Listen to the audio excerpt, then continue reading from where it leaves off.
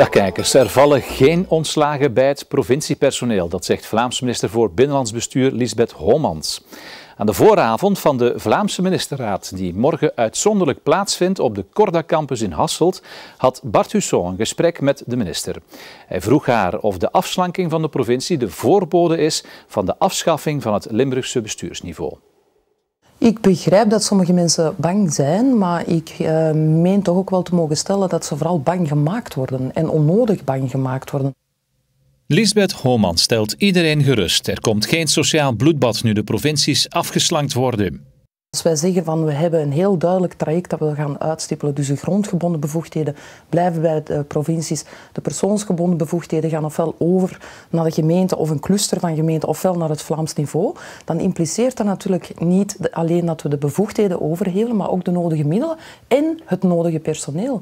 En als ik nu elke dag opnieuw kranten openslaan, dan wordt er paniek gezaaid, ook paniek gecreëerd bij vooral de personeelsleden van de provincies. En dat vind ik zeer jammer, want wij hebben zeer veel respect ook voor de personeelsleden van de provincie. En wij zullen er alles aan doen dat zij met de nodige zorg zullen kunnen overgedragen worden, ofwel naar een gemeente of een cluster van de gemeente, ofwel naar de Vlaamse overheid. Het is algemeen geweten dat N-VA geen voorstander is van de provinciestructuren. Maar van een uitdoofscenario is volgens Homans geen sprake. Ja, het regeerakkoord is zeer duidelijk. Hè.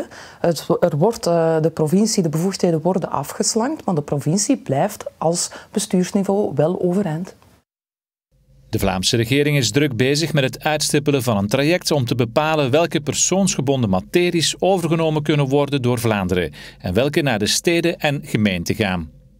Maar ik ga dat traject natuurlijk niet alleen uitstippelen in samenspraak met de regering, maar ook in samenspraak met alle betrokken actoren. En dat impliceert met de Vereniging van de Vlaamse Provincies. Ook gaan we een ronde in alle provincies organiseren om de meningen van de gedeputeerden en de provinciebesturen te kennen. Maar ook natuurlijk in samenspraak met de VVSG en alle betrokken steden en gemeenten om te kijken of dat bepaalde gemeenten of steden bereid zijn om die bevoegdheden over te nemen, de persoonsgebonden bevoegdheden. Zo niet, zal Vlaanderen die overnemen. Morgen is er een ministerraad en Limburgtop. Niet in het provinciehuis, maar in de Hasseltse Korda campus.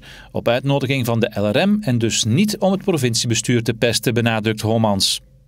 Wij beseffen wel wat er gebeurt in Limburg, los van de hervorming van de provincies. Welke economische drama's zich daar afspelen, bijvoorbeeld de sluiting van Fort Genk en dergelijke meer.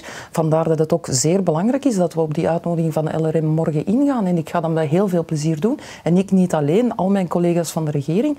En ook in het kader van SALK hebben we toch wel heel veel zaken die wat ten goede van Limburg willen doen. Dus ik denk niet dat Limburg zich zorgen moet maken, integendeel.